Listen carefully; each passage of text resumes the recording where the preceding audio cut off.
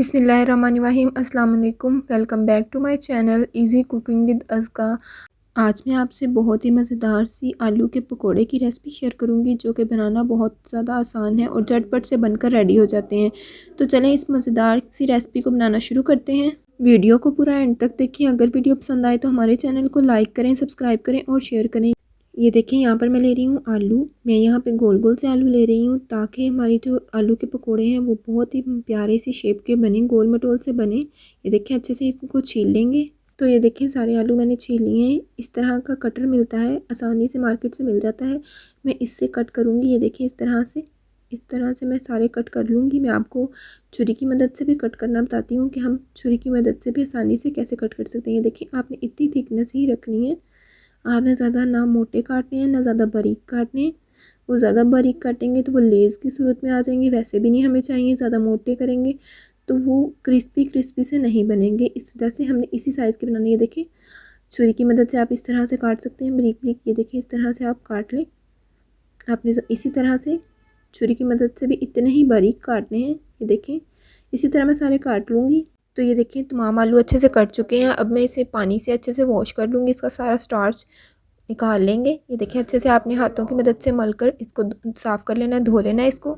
अब मैं काउंटर पर एक साफ़ सा कपड़ा बिछा लूँगी और एक एक आलू लेकर ये देखिए इस तरह से मैं सारे फैला दूँगी। ये देखिए इसी तरह एक एक कर आपने अच्छे से फैला देने हैं ताकि जो पानी है इसका वो खुश्क हो जाए। ये देखिए इस तरह सारे मैंने फैला दिए हैं। अब एक और कपड़ा लेकर अच्छे से इसको ऊपर से भी ड्राई कर लेंगे। इस तरह से आपने दबाते हुए इसको सारी को ड्राई कर लेना। ये देखिए सारे ड्राई हो चुके हैं। अब सारों को इकट्ठा करके हम अपने बाउल के अंदर डाल लेंगे।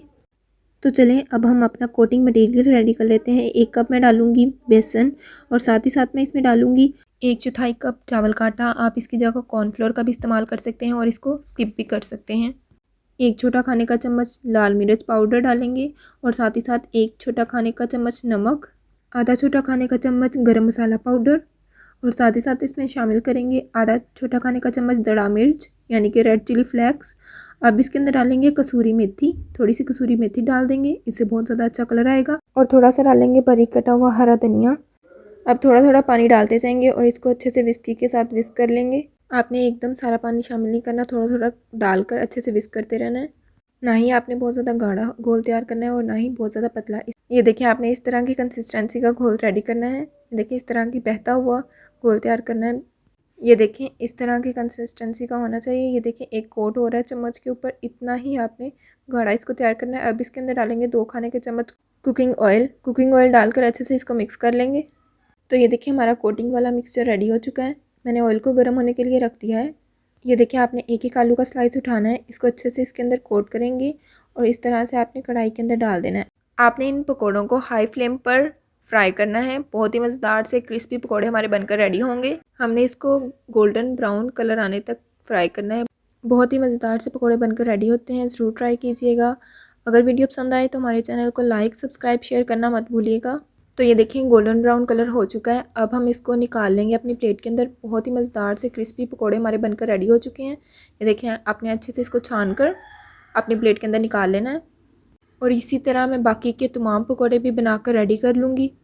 तो ये देखिए कितने मज़ेदार से क्रिस्पी से पकौड़े बनकर हमारे रेडी हो चुके हैं। उम्मीद करती हूँ कि आपको हमारी आज की ये रेसिपी बहुत ज़्यादा पसंद आई होगी। अगर पसंद आए तो हमारे चैनल को लाइक सब्सक्राइब और शेयर करना मत भूलिएगा। इसी के साथ दें इजाज़त। अपना बहुत ज़्यादा ख्याल रखें, दुआओं में याद रखें। अल्लाह हाफिज़।